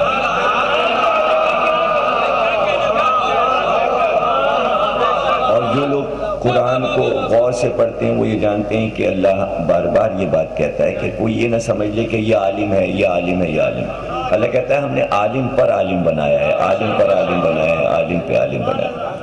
یعنی کسی 50,000 عالموں کے اوپر ایک عالم آپ کو مل جائے اور آپ سمجھیں بس یہ تو بہت بڑا علم ہے.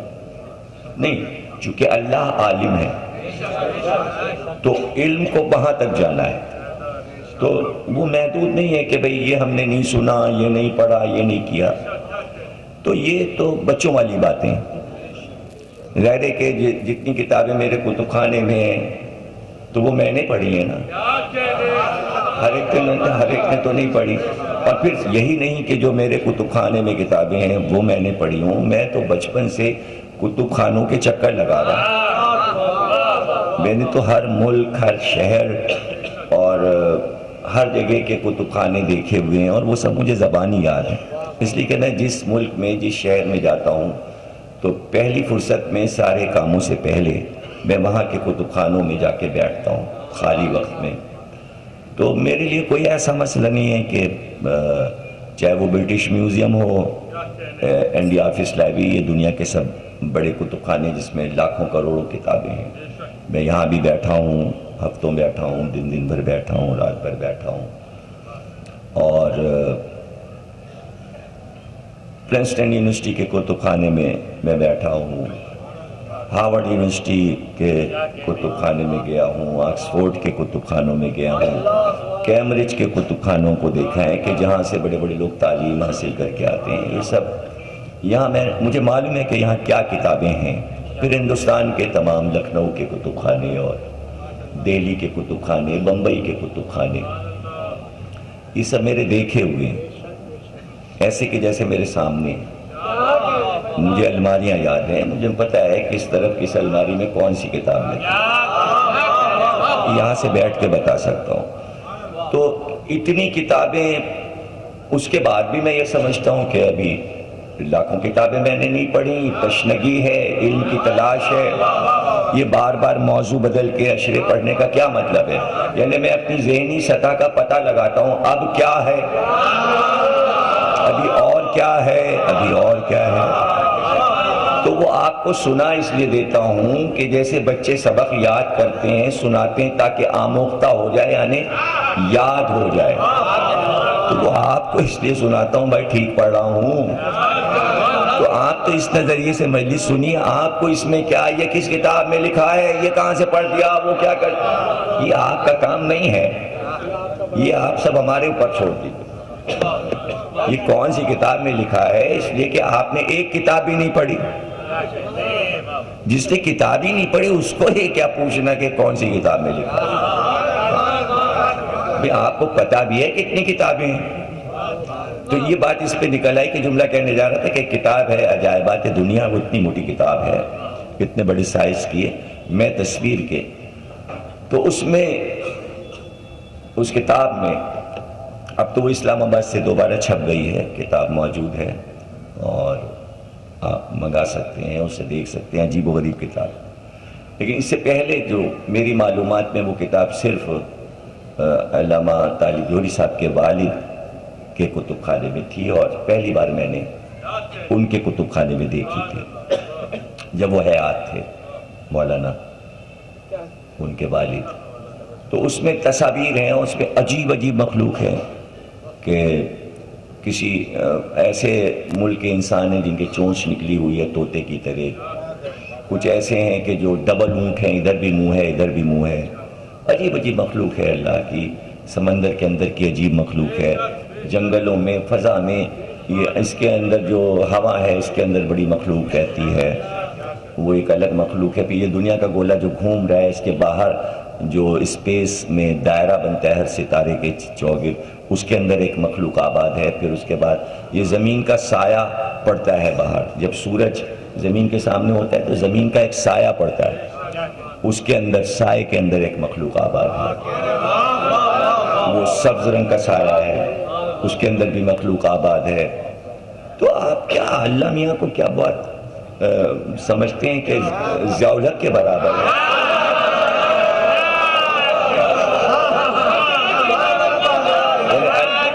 اگر آپ اللہ میاں کو امیر المومنین سمجھتے ہیں تو جو چاہے سوال کیجئے مجھ سے اور کہیے یہ کہاں لکھا ہے اور وہ کہاں لکھا ہے. احمقانہ باتیں کرنے کا کیا فائدہ ہے؟ آپ کو کیا پتا کہ جہاں پر انبیاء سوال کرتے ہوں اللہ سے، موسیٰ کا میں آپ کو واقعہ سنا چکا کہ موسیٰ نے اللہ سے پوچھا کہ پہلے کون کون سی مخلوق آباد تھی.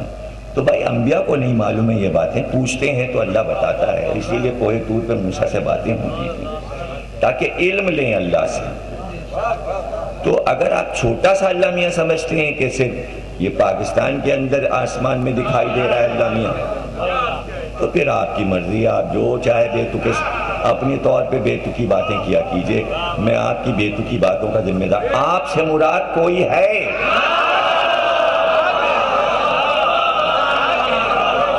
آپ سے مراد کوئی ہے؟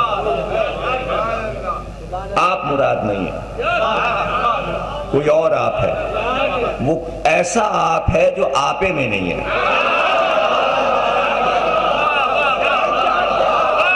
آپ کم از کم اپنے آپے میں تو ہیں نا۔ ہر آدمی کو اپنے حدود میں رہنا چاہیے، بس یہ ہے کہ خوش ہونا چاہیے۔ دیکھیں یہ منزل یہ ہے کہ یہ تو طے ہے کہ سب سے زیادہ حسد جو ہے وہ علم پہ ہوتا ہے۔ یہ حدیث قرآن سب اس پہ گواہ ہے۔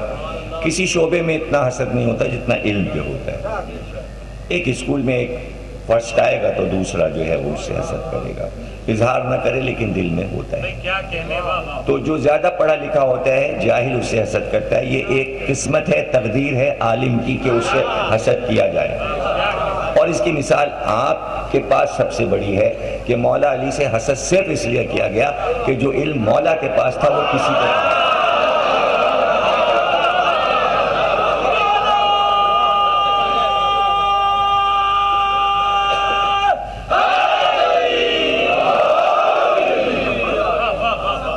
جب کلیجے پھٹ جاتے ہیں اگر ظرف نہ ہو تو قبول نہیں ہو سکتا کہ ظاہر ہے کہ حیرانی کی منزل علم جو ہے وہ حیرانی ہے، آدمی ششدر رہ جائے علم کی منزل پر۔ تو خضر کے علم کو دیکھ کے موسیٰ ششدر حیران، یہ کیا ہے، یہ کیا ہے؟ تو جب موسیٰ جیسا نبی کہتا یہ کیا ہے، یہ کیا ہے، اس کے معنی اسے نہیں معلوم تو آپ کو کیسے معلوم ہو جائے گا؟ کسی کو کیسے معلوم ہو جائے گا؟ ہاں یہ ہے کہ خوش ہوں، حسد نہ کریں، اگر مولا کے ماننے والے ہیں تو رشک کریں کہ مولا ہمیں بھی ایسے علم دے۔ اسی لیے قرآن میں رب زدنی علما، اے حبیب دعا مانگتے رہیے۔ نبی سے کم کسی کا علم ہے دنیا میں، اللہ کے بعد رسول اللہ کا علم ہے، اور رسول اللہ سے کہا گیا ہر وقت یہ دعا مانگتے رہو رب زدنی علما، پروردگار میرے علم میں زیادتی کر، پروردگار میرے علم میں زیادتی کر۔ اور یہی طالب علم کے لیے دعا ہے کہ اگر وہ دعا یہ مانگتا رہے تو جلدی جلدی کلاسیں پاس کرے گا اور فیل نہیں ہوگا، نکلتا چلا جائے گا۔ اور ہر اسکول کالج میں یہ آیت لکھی ہوتی ہے، پروردگار ہمارے علم میں زیادتی فرما، پروردگار۔ تو دعا مانگی اور پھر مجلس میں آ جائیے۔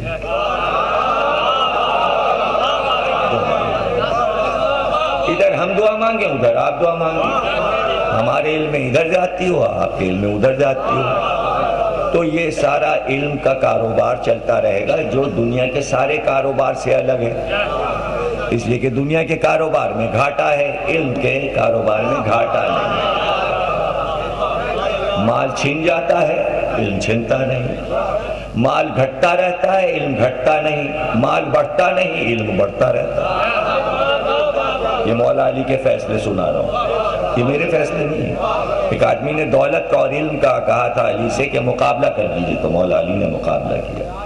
کہا دولت کے لیے تو ہر وقت رات بھر جاگتا ہے، تجھے نیند نہیں آتی، چور چورا نہ لے جائے۔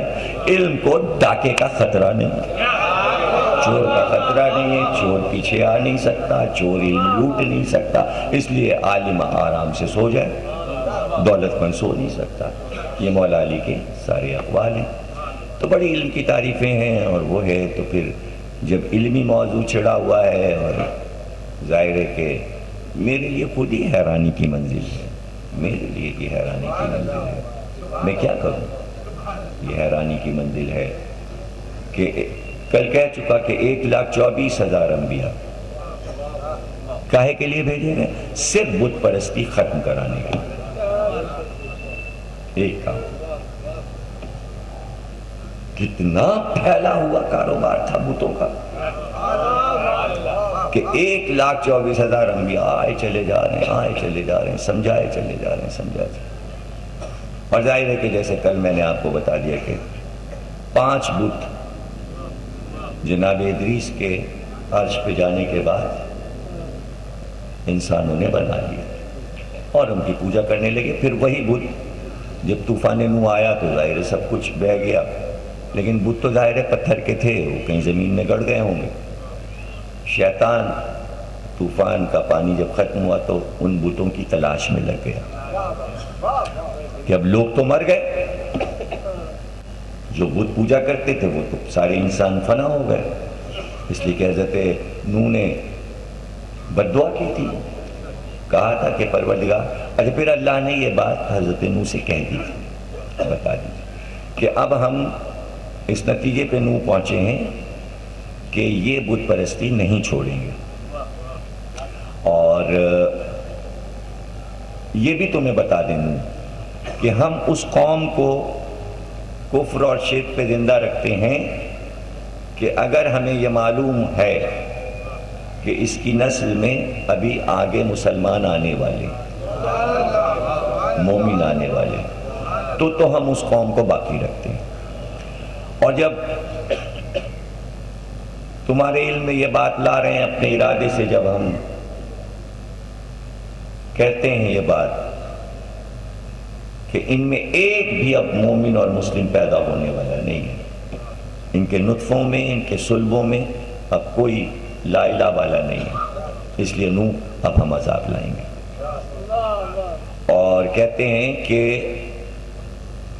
طوفان آنے سے 40 برس پہلے اللہ نے تمام دنیا کی عورتوں کو بانجھ کر دیا، ایک بھی شیر خوار اگر ہوتا تو عذاب نہیں آ سکتا۔ یہ سب اللہ کی حکمتیں، اس کا قانون ہے، اس کی عدالت ہے، بس اسے سنتے رہیے۔ طوفان نوح کی تاریخ نہیں سنانا، یہ موضوع نہیں ہے، یہ بتانا ہے بت پرستوں کی تباہی۔ یہی 5 بت پوج رہے تھے جن کے نام آپ کو سنا چکے ہم بار بار، یابوس ہے، یاوق ہے، نصر ہے، سوا ہے، بدھا ہے، یہ 5 بت تھے۔ اور یہ صدیوں ایک سے ایک حسین بت تراش کر لوگ لے گئے، اور پوری دنیا میں یہ 5 بت پھیل گئے اور ان کی پوجا ہونے لگی۔ اور اس میں بدھا جو تھا وہ مرد تھا، اور سوا جو تھا وہ عورت تھی، عورت کا بت تھا، اور یابوس جو تھا وہ شیر کا بت تھا، یاوق جو تھا وہ گھوڑے کا بت تھا، گھوڑے کی شکل کا تھا، اور نصر جو ہے وہ گدھ تھا۔ اب یہ سارے بت آپ دیکھ سکتے ہیں، یہ مصر میں احرام میں شیر ہے، یہ سب معلومات کی چیزیں ظاہر میں مجلس میں پڑھ کے اپنا وقت اور نہیں کر سکتا، بہت ہے، پھیلاوا بہت ہے اس میں، سمیٹنے کی بات کریے۔ یہ سب اخباروں میں پڑھیے، ادھر ادھر رسالوں میں، ڈائجسٹ میں، یہ سب آپ کو مل جائے گا، ضروری نہیں کہ میں آپ کو بتاؤں۔ احرام مصر میں شیر بیٹھا ہوا ہے، یہ گھوڑے کی پوجا اور یہ گدھ کی پوجا۔ تو حضرت نوح نے قوم سے کہا چھوڑ دو ان بتوں کو، تو انہوں نے اپنے بچوں کی پرورش اس بات پہ شروع کی کہ یہ دیوانہ ہے، کبھی اس کی بات نہ سننا۔ بچے جب پیدا ہوتا تھا اور 6-7 سال کا ہو جاتا تھا تو اس کی انگلی پکڑ کے لاتے تھے اور کہتے تھے یہ ہے دیوانہ جو تمہارے بتوں کو برا کہتا ہے۔ تو ایک بار ایک باپ اپنے بیٹے کو لے کے آیا اور کہا کہ یہ ہے تمہارا دشمن اور تمہارے مذہب کا دشمن۔ تو اس لڑکے نے اپنے باپ سے کہا مجھے کاندھے سے اتار دیجیے، اور وہ اترا اور اس نے لاٹھی لی، ڈنڈا لیا اور حضرت نوح کے سر کے اوپر مارا، جس سے حضرت نوح کا سر پھٹ گیا۔ اس لڑکے نے حضرت نوح کے سر پہ ڈنڈا مارا، سر پھٹ گیا، خون بہنے لگا۔ تب حضرت نوح نے کہا پروردگار اب صبر کی منزل گزر چکی ہے، عذاب لا۔ اس کے بعد بھی اللہ نے انہیں صبر عطا کیا اور کہا 40 برس اور رک جاؤ کہ ہم تمام عورتوں کو بانجھ کر دیں، اور 40 برس کسی عورت میں بچہ نہ پیدا ہو۔ اگر ایک شیر خار بھی روئے زمین پہ رہا تو عذاب نہیں ہم لائیں گے، ایک شیر خار۔ تو یہی علامات قیامت میں ہے، قیامت آنے سے 40 برس پہلے دنیا کی ساری عورتیں بانجھ ہو جائیں گی۔ 40 برس پہلے، 40 برس بچے نہیں ہوں گے، ایک شیر خار بھی روئے زمین پہ رہا تو قیامت نہیں آئے گی، پھر قیامت نہیں آ سکتی۔ اب میں آپ کو کیا بتاؤں، ظاہر ہے کہ میں ابھی تو مجلس آغاز ہوئی، میں مصائب تو نہیں پڑھ سکتا، میں تو فضائل میں مصائب کی دلیلیں دیتا ہوں، تو اب اس سے بڑی دلیل آپ کے سامنے اس تمہید کے بعد جملہ کتنا قیمتی ہوگا کہ حسین علی اصغر کو کیوں کربلا لائے تھے۔ اگر شیر خواہ نہ ہوتا کربلا میں، قیامت اس دن آ رہی تھی۔ یہ ہے راز آمد علی اصغر کا کربلا میں۔ قدرت کی حکمت تو دیکھی کہ 57 برس کے حسین، اور قدرت نے چاہا کہ ابھی حسین کے بچے ہوں۔ ایک طرف 24 برس کے سید سجاد، ایک طرف 6 مہینے کا بچہ، حسین کا بیٹا ہو، شیرخوار ہو، صغرا کی گود سے لیا جائے۔ کہتے لوگ کہ بھئی امت کو بخشوانا تھا، سب اپنی جگہ صحیح ہے، لانے کا مقصد یہ تھا اگر نہ ہوتے علی اصغر، نہ ہوتے، وہی دن مقرر تھا قیامت کا۔ تو جب 40 برس گزر گئے نوح کی امت پر، اور وہ دن مقرر ہو گیا کہ طوفان آ جائے،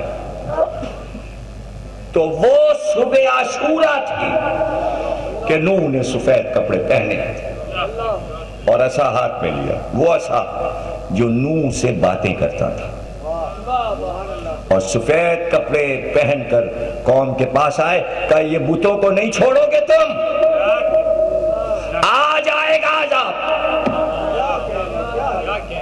ٹھٹھا مار کے ہنسے، ادھر قوم ہنسی، ادھر بوڑھی کا تنور پھٹا، آگ سے پانی ابلا۔ اب اگر طوفان نوح پڑھوں تو مجلس طوفان نوح پہ ہو جائے گی، حالانکہ بہت دلچسپ مجلس ہے، طوفان نوح پڑھ چکا ہوں، کچھ اور ہی رنگ ہو جاتا ہے طوفان نوح کا، نہیں پڑھنا اس لیے کہ پڑھ چکا، مجھے کسی اور منزل پہ جانا ہے۔ آج بھی وہ تنور موجود ہے مسجد کوفہ میں، لوگ دیکھتے ہیں جا کے اس جگہ کو، وہ جگہ بنی ہوئی ہے جہاں سے پانی نکلا تیزی کے ساتھ، اور دیکھتے ہی دیکھتے زمین ڈوبنے لگی، اور اس علاقے کا بادشاہ،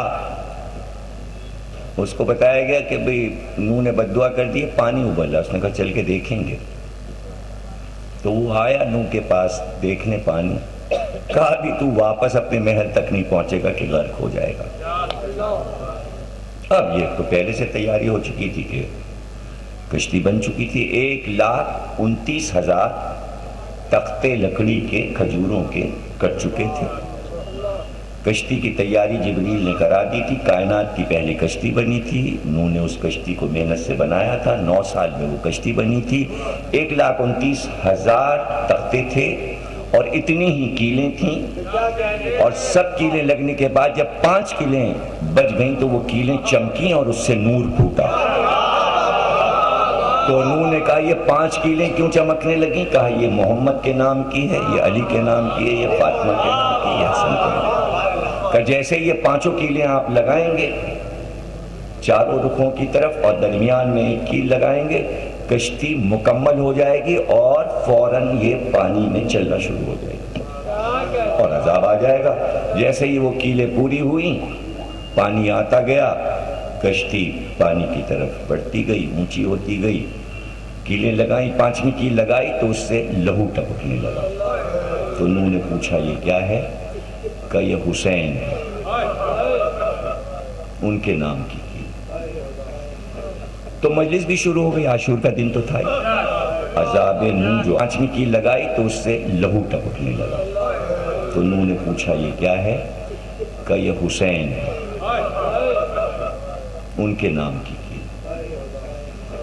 تو مجلس بھی شروع ہو گئی، عاشور کا دن تو تھا ہی، عذاب نوح جو آیا وہ عاشور کے دن آیا، اور ذکر حسین بھی ہوا۔ تو کشتی چلی ذکر حسین کے سائے میں، ادھر ذکر حسین نوح نے شروع کیا، جبریل نے مجلس پڑھی، گریا شروع ہوا، کشتی چلی، تو میں یہ کیوں کہوں طوفان نوح کے پانی میں چلی، حسین کے آنسوؤں میں چلنا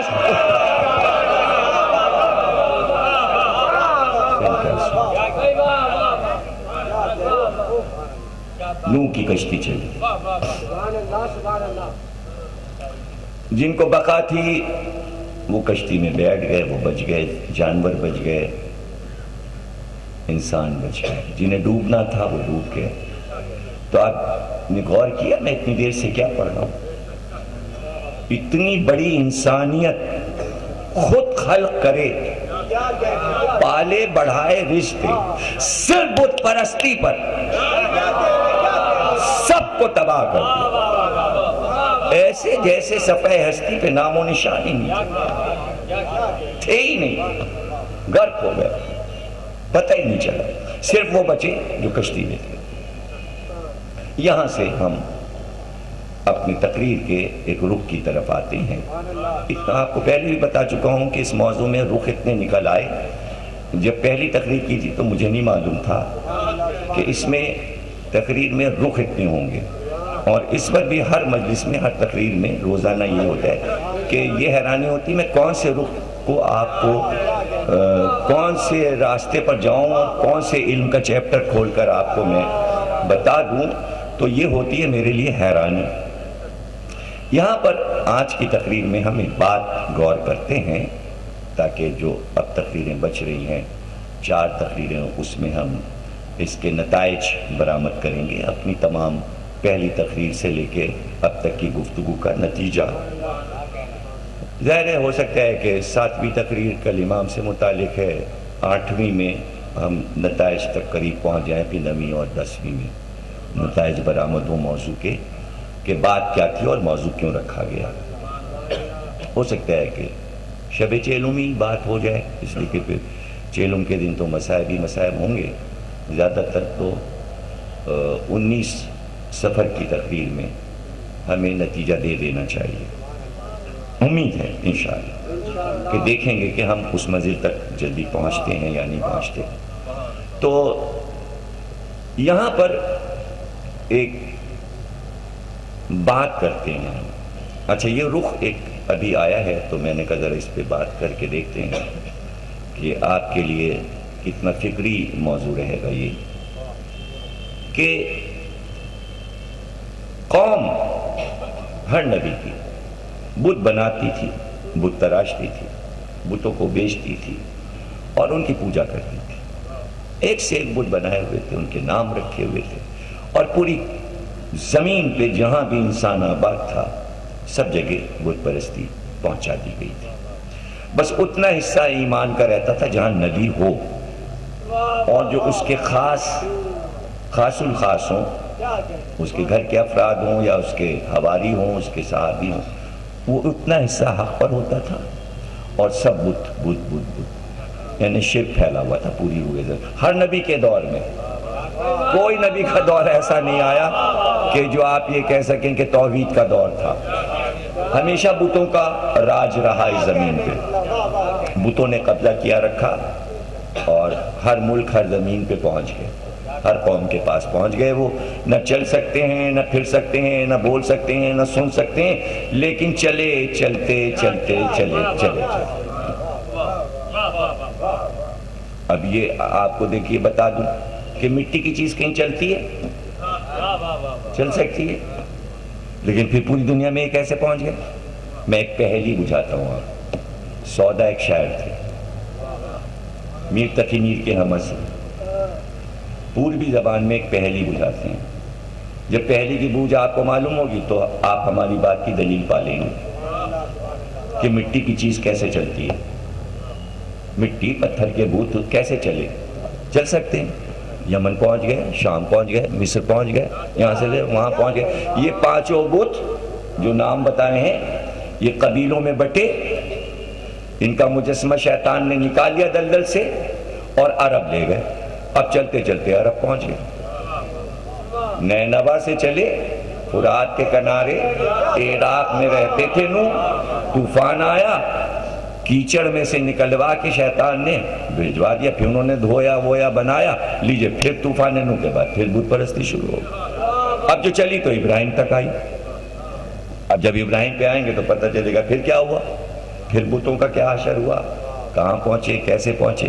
ابھی تو طوفان نوح کے بعد ادریس پہ بات ختم ہوئی تھی، وہ بت بڑھتے ہوئے یہاں تک آئے تو نوح مبعوث ہوئے۔ بس یوں سمجھ لیے جناب ادریس آسمان پہ گئے، جناب ادریس کو جو بیٹا ملا اس کا نام ہے متشلق، متشلق کے ایک بیٹا ہوا لمک، لمک کی جو بیٹا ہوا اس کا نام ہے نوح۔ تو یعنی 3 پشتیں گزری ہیں جناب ادریس کی کہ یہ بت پرستی پوری دنیا میں پھیل گئی۔ میلائل کے دور سے شروع ہوئی، 7 پشتیں گزری، میں نے کل 7 پشتیں آپ کو گنوا دی ادریس تک، ادریس سے پھر 3 پشتیں میں نے آپ کو گنوا دی نوح تک۔ اب نوح سے ابراہیم تک کی پشتیں کل یا پرسوں کی تقریر میں گنواؤں گا۔ تو اب یہ دیکھیے کہ ادھر بت پرستی کا سفر ہے، ادھر یہ انبیاء کا سفر ہے کہ جو اسے کنٹرول کرنے آ رہے ہیں، اور صرف اس لیے آ رہے ہیں پروردگار تیری حکومت قائم کروانی ہے، تو اس کو حکومت قائم کروانی ہے، یعنی بتوں کا قبضہ زمین کے اوپر ہے۔ اللہ میاں کو کیا پریشانی ہے، پوری کائنات کے رب العالمین ہیں، عالمین کے رب ہیں، اگر زمین پہ تھوڑے سے بت لوگ پوج رہے ہیں تو یہ اللہ میاں آدمی بھیج بھیج کے یہ کیوں کہہ رہے ہیں ہماری حکومت مانو، ہماری حکومت مانو،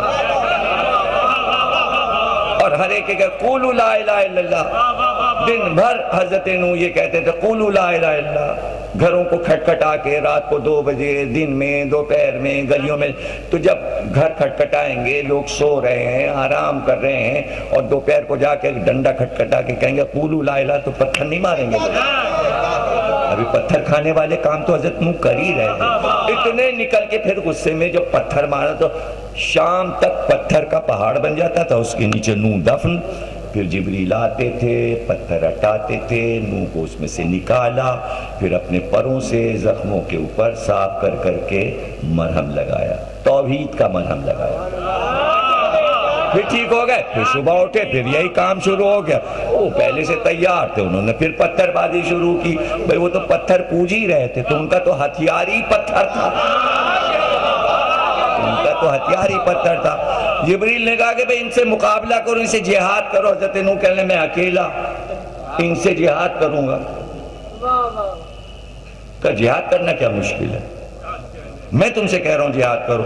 تو جھنجلا کے ایک بار نوح کہنے لگے تم ہو کون، جبریل سے کہنے لگے تم ہو کون، تو انہوں نے کہا میں جبریل ہوں، میں آ چکا، آدم پہ، شیس پہ، انوش پہ، قینان پہ، ارفشت پر، ادریس پہ، سب پہ میں آ چکا ہوں، تمہارے باپ لمک پہ آ چکا، تمہارے دادا پر آ چکا ہوں، متشلق پہ آ چکا ہوں، تمہارے پردادا ادریس پہ آ چکا ہوں، اب تمہارے اوپر آئے ہوں، اب جس کے اوپر آ جائیں، انسانوں پہ جن آتا ہے، انبیاء پہ ملک آتا ہے، انسانوں پہ جن سوار ہوتا ہے، انبیاء کے لیے ملک آتا ہے، اور سارے ملک تو نہیں آتے، بار بار یہی حضرت جبریل آتے ہیں۔